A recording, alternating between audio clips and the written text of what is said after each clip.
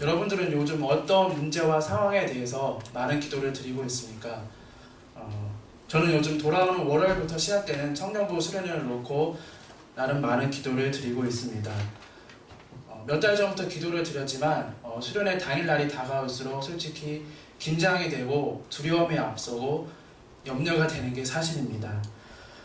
처음으로 준비하는 청년부 수련회에서 또 그런 것 같기도 하고 기도하는 가운데 정말 의심과 어떤 믿음 사이를 오가면서 정말 기도밖에 붙들 것이 없구나. 또한 예상치 못한 일이 또 발생하면서 하나님 정말 도와주시옵소서. 이런 고백들, 기도밖에 붙들 수 없다는 것을 기도하는 가운데 깨닫고 있습니다. 그렇습니다. 오늘 말씀은 바로 기도에 관한 말씀입니다. 기도에 관한 생각과 여러 말들이 있습니다. 기도는 강조해도 지나침이 없다. 기도를 정말 열심히 해야 되는 것은 잘 알지만 실제 삶 속에서는 그렇게 잘 되지 않는다. 그리고 너무 바빠서 기도할 시간이 없다. 이런 고백을 하는데 너무 바빠서 기도합니다라는 책이 오래전에 나왔습니다. 그리고 기도하는 순간에도 의심이 밀려와서 차라리 이럴 바에는 기도하지 않는 것이 낫지 않나. 이러한 때로는 좌절을 하기도 하고 왜 이렇게 기도 응답이 늦을까라고 우리가 생각을 합니다. 이러한 기도에 관한 우리의 생각과 경험들이 있습니다.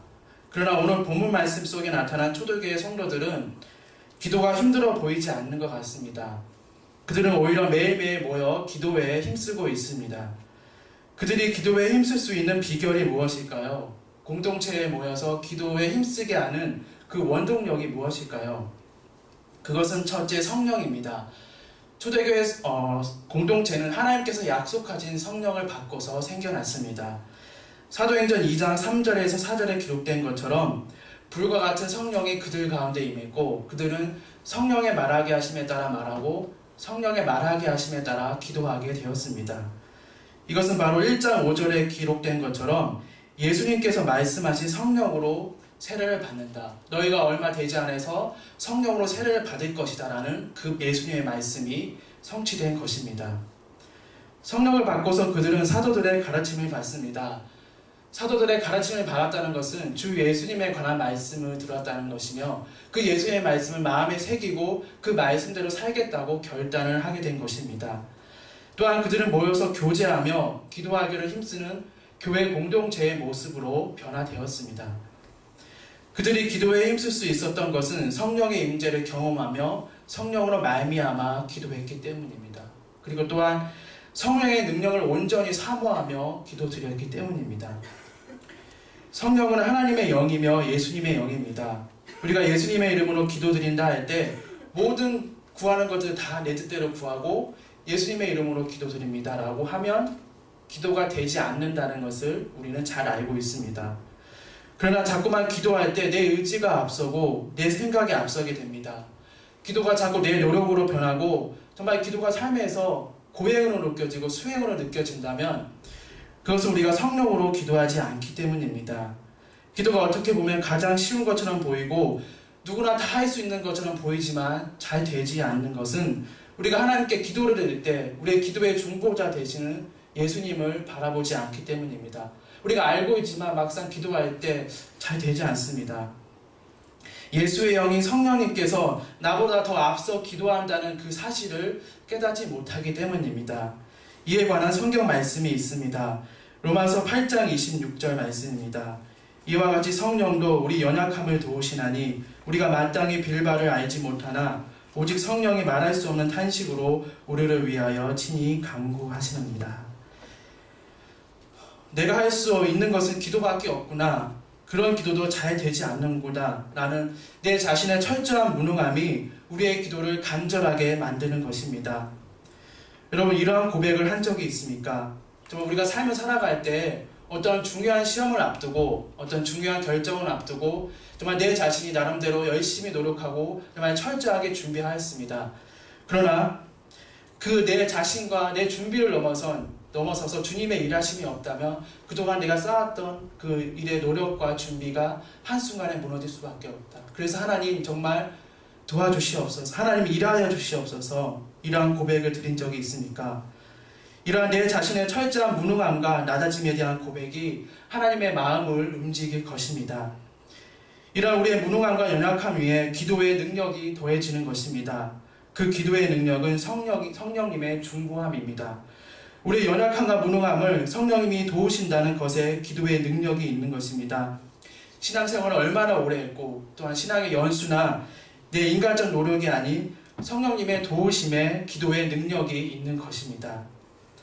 공동체로 모여 기도하는 것도 마찬가지입니다. 우리의 노력을 넘어선 주님의 전적인 일하심이 없다면 우리의 노력은 무너질 수밖에 없는 연약하고 무능한 고백이 성령님만을 붙들게 할 것입니다. 그래서 우리의 기도가 하나님의 능력을 입을 수 있는 것입니다. 우리 연약하고 무능함을 인정하는 고백과 성령님의 강한 도우심이 우리가 기도에 힘쓸 수 있게 하는 원동력이 되는 것입니다. 두 번째는 기도에 힘쓸 수 있게 하는 원동력은 말씀입니다. 말씀과 기도는, 그리고 기도와 말씀은 항상 함께 가는 것입니다.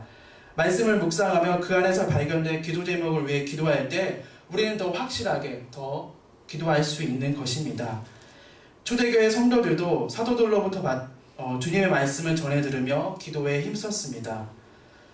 우리가 하나님께 부르심을 받은 것은 이 세상에서 거룩하게 살기 위함인데 그것을 위해서 하나님께서는 말씀과 기도를 주셨습니다. 이에 대해서 사도 바울은 디모데전서 4장 5절에서 다음과 같이 말씀하고 있습니다. 하나님의 말씀과 기도로 거룩하여짐이니라. 그래서 항상 말씀에 보면 말씀과 기도가 항상 같이 가고 있습니다. 우리가 예수님의 이름으로 기도할 수 있는 것은 하나님께서 주신 특권입니다. 동시에 하나님의 말씀을 통해 기도하는 것은 우리가 은혜를 받을 수 있는 통로입니다. 은혜를 받을 수 있는 통로가 없이 우리가 기도에 힘쓸 수 없는 것입니다. 또한 말씀과 함께 말씀을 통해 기도하는 것은 우리 삶에 확실한 방향을 제공하며 크리스천인 우리에게 사명을 부여합니다. 이와 관련한 저의 간증이 있습니다. 제가 이렇게 목회 사역자로 부르심을 받은 것은 먼저는 기도하는 가운데였습니다.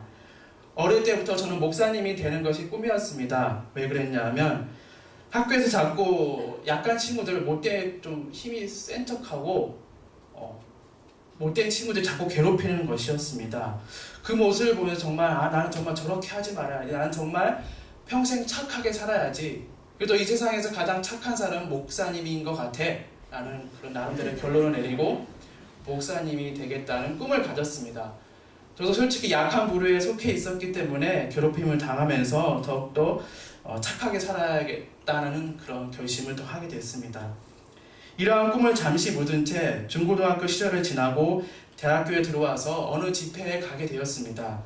그것은 교사들과 중고등학생이 함께하는 집회였습니다. 저는 교사로 갔기 때문에 그래도 학생들보다는 더 많은 은혜를 받아야 되지 않습니까? 하나님 저에게 많은 은혜를 주시옵소서 라고 하나님께 정말 매달리며 기도했습니다. 그리고 그때 당시는 앞으로 무엇을 하며 살아야 될지 내 진로를 놓고 정말 고민하고 방황하고 있었습니다. 그래서 정말 더욱 하나님을 인격적으로 만나기를 소망하며 뜨겁게 기도하였습니다. 그러는 가운데 성령을 받고 그 임재와 은혜를 경험하며 제가 이렇게 고백하며 이렇게 결단하였습니다. 주님, 정말 주님을 위해 살겠습니다. 목회자가 되겠습니다. 라고 결단했습니다.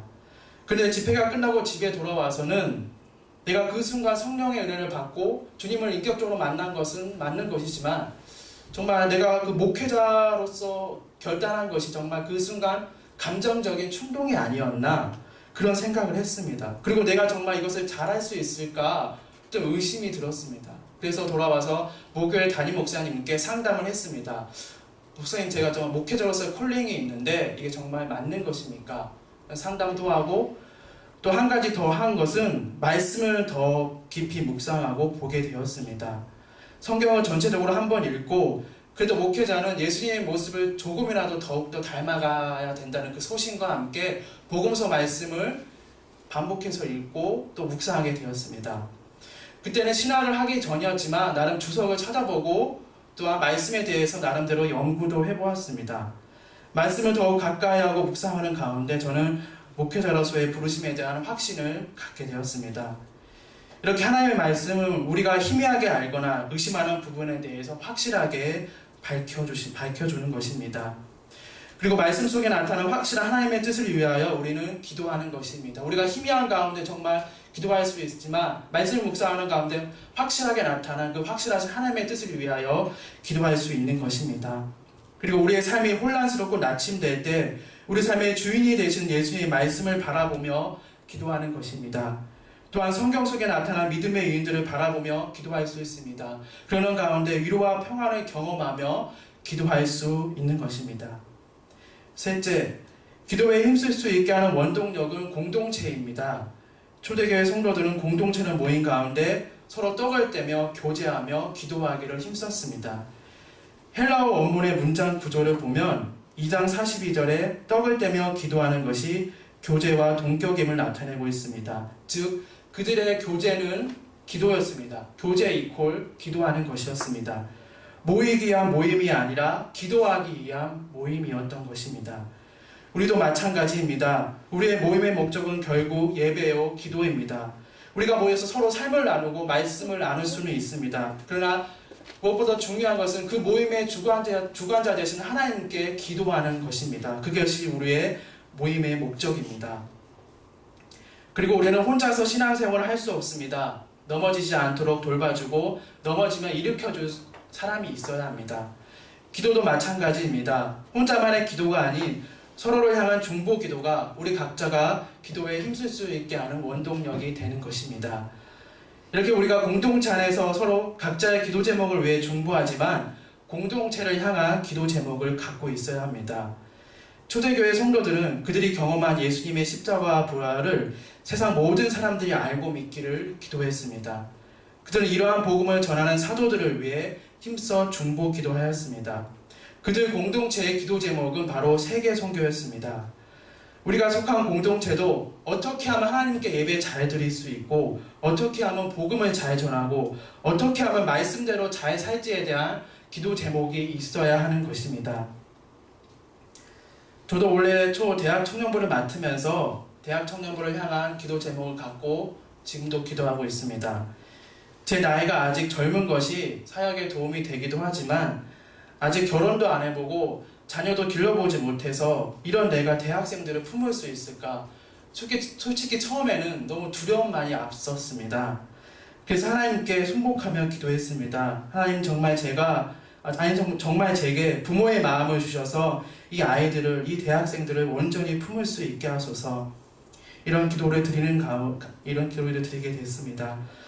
그리고 맡겨주시는 공동체를 향한 기도 제목은 이것이었습니다. 우리 대학 청년부 우리 아이들이 스스로 하나님을 찾고 예배하는 삶을 기뻐하는 대학 청년부가 되게 하소서. 그리고 두 번째는 이제는 부모님의 신앙적 돌봄을 벗어나서 스스로 교회에 오는 것이 좋고 예배 드리는 것이 선택이 아니라 예배 드리는 것이 사명이 되게 하소서. 말씀을 묵상하고 나누는 것이 기쁨이 되게 하소서. 이런 기도 제목을 갖고 기도하고 있고 지금도 기도하고 있고 바로 제가 공동체를 향해 갖고 있는 기도 제목은 바로 이 두 가지입니다. 이제 말씀의 결론을 맺고자 합니다. 지금과 같은 시대에서 우리에게 정말 필요한 것은 기도에 힘쓰는 것입니다. 기도가 내 노력이 되고 내 의지가 되어 그래서 자꾸만 실패한 것처럼 느껴져서 가장 중요한 은혜의 통로를 놓치지 않기를 간절히 바랍니다. 그래서 우리 모두가 기도에 힘쓰게 하는 성령님을 붙들기를 바랍니다. 우리가 연약하고 무능하고 때는 우리의 노력이 한순간에 무너질 수 있지만 이러한 우리의 연약함을 아시고 우리의 기도의 능력이 되시는 성령님을 바라보는 우리 모두가 되었으면 좋겠습니다. 또한 말씀을 통해서 확실하게 계시하신 주님의 뜻을 위하여 힘써 기도합시다. 매일매일 말씀을 깊이 묵상하는 가운데 우리가 기도 제목을 받을 것입니다. 그 확실한 기도 제목을 위해서 힘써 기도하기를 바랍니다. 마지막으로 지금 우리 공동체를 향해 어떤 기도 제목을 갖고 있습니까? 그것을 위해 포기하지 않고 계속 기도하는 우리 모두가 되었으면 좋겠습니다. 하나님은 우리가 자아중심성에서 벗어나기를 원하십니다. 때로 내 기도보다 다른 사람과 공동체를 향해 더욱더 간절히 매달릴 때 전에는 받을 수 없었던 충만한 은혜를 하나님께서 우리 모두에게 부어주실 것입니다. 이제 오늘 주신 말씀을 생각하며 다 같이 기도하겠습니다.